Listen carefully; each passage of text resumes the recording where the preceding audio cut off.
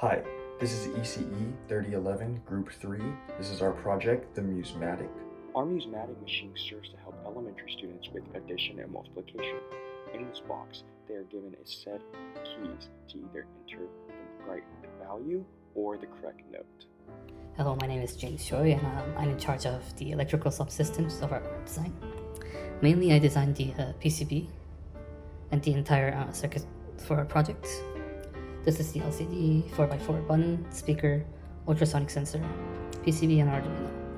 So before I came up with this design, we were having trouble with having too many inputs for keys we were trying to use initially. So we tried to fix this problem by switching from microbit to Arduino. So that is why we have Arduino instead. But to be honest, looking back at the final design with this 4x4 keypad, microbit still would have worked. So this 4x4 keypad from ADAF only requires two pins to work, which really helped us with the inputs problem. So we just really needed a PCB that will work similar to a positive terminal and a ground, like a breadboard. Since the entire system, except for motor, ran in 5 volts, I made pinouts just for 5 volts, and for the motor, I also made another pinout for 3.3 volts. For also this potentiometer, we needed a potentiometer to adjust the backlight of our LCD. So that is why that is in there. This is the diagram of the design. Hi, my name is Chris Fitzpatrick, and I worked on the digital subsystem of the Musematic robot. And as a part of the overall electrical subsystem, I worked pretty closely with James throughout this project's development. Some of the primary things that I've done is simulating the design circuit. I assembled the digital components of the breadboard, and then I physically tested the breadboard alongside James. And that consisted of testing the LCD screen where the text popped up, the speaker, which gave the music inputs, gave the output, the motor, which vibrated every time someone got a math question right or wrong, and the proximity sensor, which turns on the device for the user. Hi, this is Harry Hu.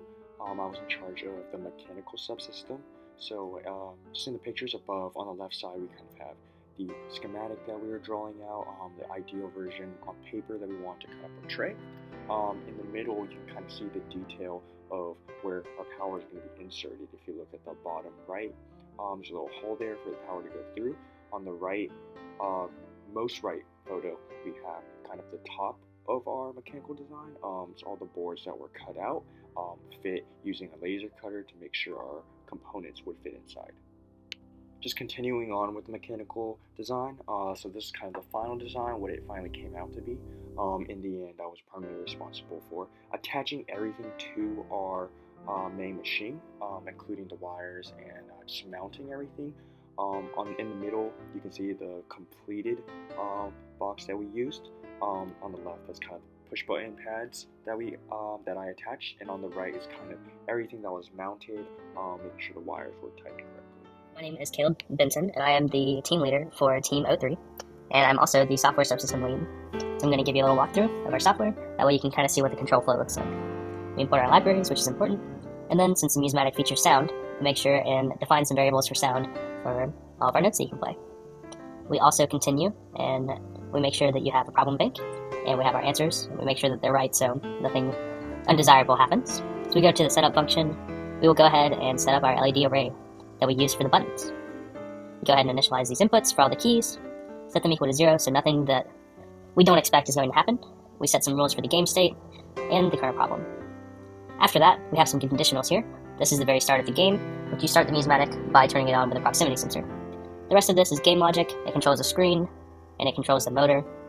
And we also have these subroutines that we'll go ahead and output to the display as well, and check if anything in the notes is sharp. If so, we'll have some special conditions. And for the most part, that's it. We have this last bit that is going to control our motors for the game portion, which is the math problems. Thanks.